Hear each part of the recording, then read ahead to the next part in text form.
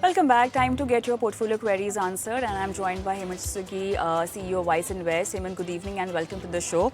And before we take our viewer queries, let's also talk about sovereign gold bond and the way you can redeem your investment from sovereign gold bond, even if it has not completed the lock-in period of 8 years.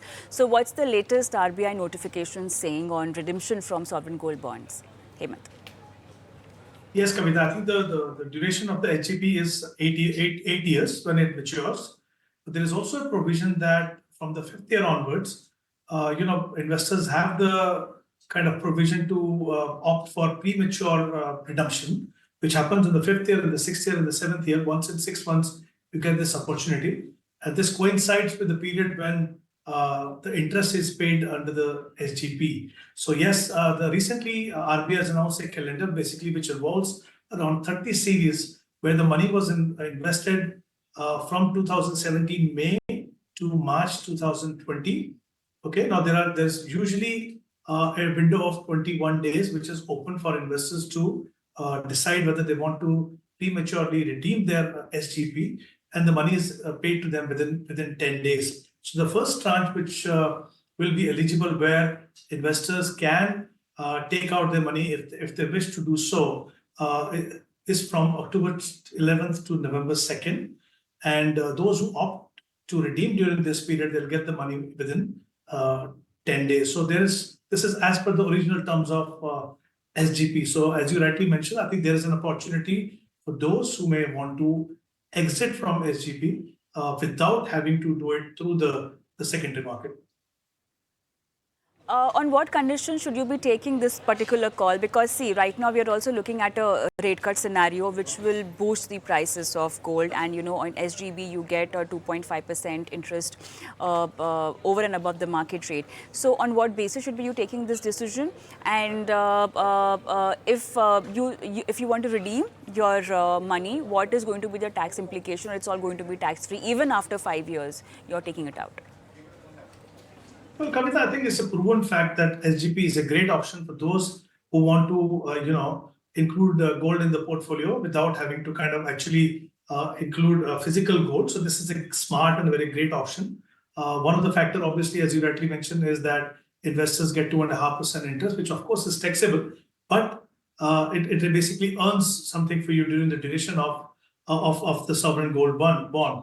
So clearly, it's a great option. So like I mentioned earlier, investors should be very careful while deciding whether they should opt for premature redemption or not. There are 2-3 important factors that I think every investor need to look at. One, you need to have clarity in terms of why did you invest in SGP. If the intent was to invest for the complete period of 8 years, obviously nothing has changed, as you rightly mentioned. We expect the gold prices to maybe go up even from here. While if you see that when the custom duty was cut in the Union Budget 2024, the gold prices fell by around 4,500. But if you see the current level, they're back to where the gold was before the budget.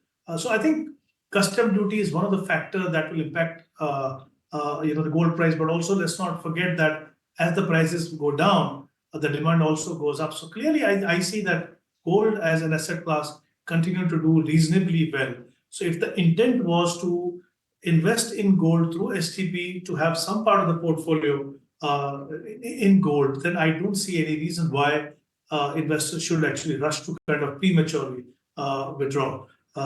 It should be taken as a temptation to say, okay, we expect the equity market to do well, so now that we're getting an opportunity to take out money from gold, so let's invest that money in some aggressive asset class and maybe more money. I don't think that will be a great idea. So I think one should stick to the original asset allocation, and considering the fact that gold is still likely to do well going forward, I think it can remain in the portfolio. Also, one quick question and then we'll go on viewer queries. Now, because we've not been seeing any tranche coming after Feb, is it the time to buy sovereign gold bond from secondary market, or you think one can look at ETF, gold funds, digital gold, etc.? Well, you can, but obviously with the tax changes now, I think gold ETFs also have become more attractive than what they used to be. So of course, there are a number of options that are available. I was only saying from the point of view of existing allocation that you have, but someone who wants to buy, of course, there is option of even looking at gold ETF. But I think, as I always say, that when you're looking at gold, you need to have a clarity in terms of why you want to have gold in the portfolio, not just because you're looking at some price movement or something. And I think that holds good for any asset class.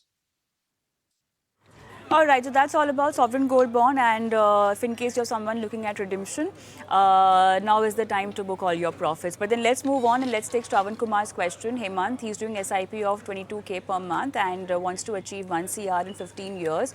I think you have his portfolio details. I will not call out the fund names because the time actually is quite short over here. So what is the recommendation looking at the fund mix? Well, if you look at his target is to get to 1 crore, I think in 15 years. He's currently investing 22,000 rupees. If he continues this process, assuming annualized return of 12%, he should be able to achieve his target.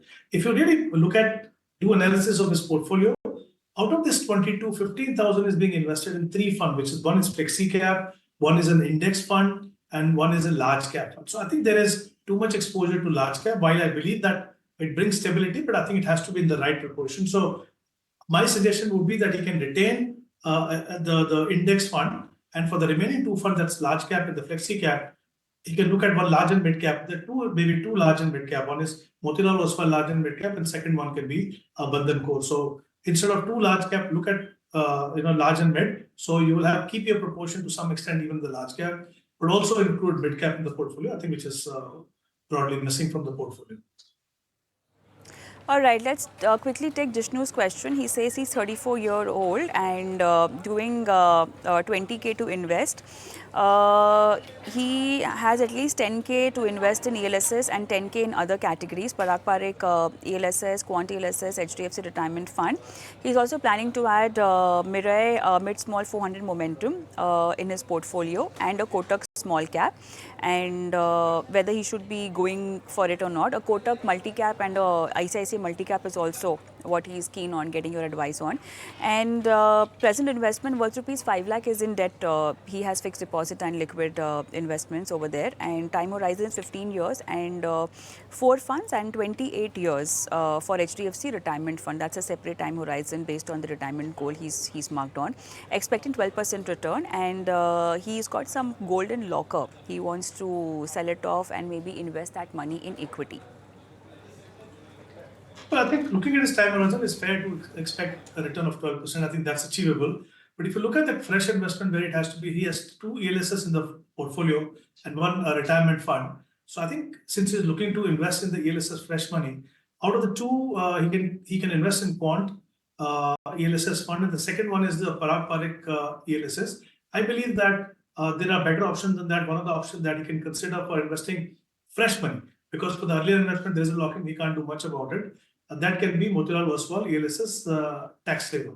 Now, since he's also looking at including a smart beta fund, which is Mirai India Small Mid 400 Momentum 100, these smart beta funds can be a great addition to the portfolio, but I think only for those investors who are experienced, who are very sure as to what proportion of money should go into smart beta fund, but not for someone who is just at the start of investing process. So, my belief is that instead of a small cap and a smart beta fund, he can look at a multi-cap fund, maybe, which is Kotak multi-cap, one of the fund he can look at, and one can be large and mid, which is Bandhan Core Fund, which I just mentioned even in the answer to the earlier query. So I think a large and mid and a multi-cap fund, I think at this stage will be better option than what he was thinking of investing in earlier.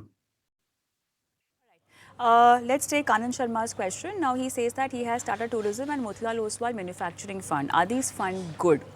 He's, I think, added and then taking a suggestion. But nevertheless, what will be your advice? Well, both are, as the name suggests, both are a sector fund. Let me just clarify that the tourism fund, the Tata Tourism Fund is an index fund, whereas Motilal Oswal Manufacturing is an actively managed fund. Now, both these sectors, both these teams, I think have the potential to do well. We've seen the kind of work that the government has done on infrastructure and connectivity. So obviously, tourism has turned out to be one of the well-performing segment of the Indian economy. So there is a lot of potential. And of course, manufacturing has been the priority of the Indian government, and I think is likely to remain so going forward. But the key is when, as an investor, you're investing in the sector fund, despite the fact that both have potential to do well, there are issues there because they can be more volatile. There can be prolonged periods when the sector fund will not do well. As a common investor, it becomes very difficult to tackle those situations. So I think while I would say that both have potential to do well, if you're an investor who in the process of building your portfolio, avoid sector fund, go for well diversified funds. All right, with that, it's time up on the show. Thank you so much, Hemant, for being on the show and helping our viewers with their financial portfolio queries today. On that note, time to sign off, but I'm going to leave our viewers with our WhatsApp number and email ID where they can send across their financial portfolio queries, and we are going to answer it live on the show. Thank you so much for watching. Goodbye.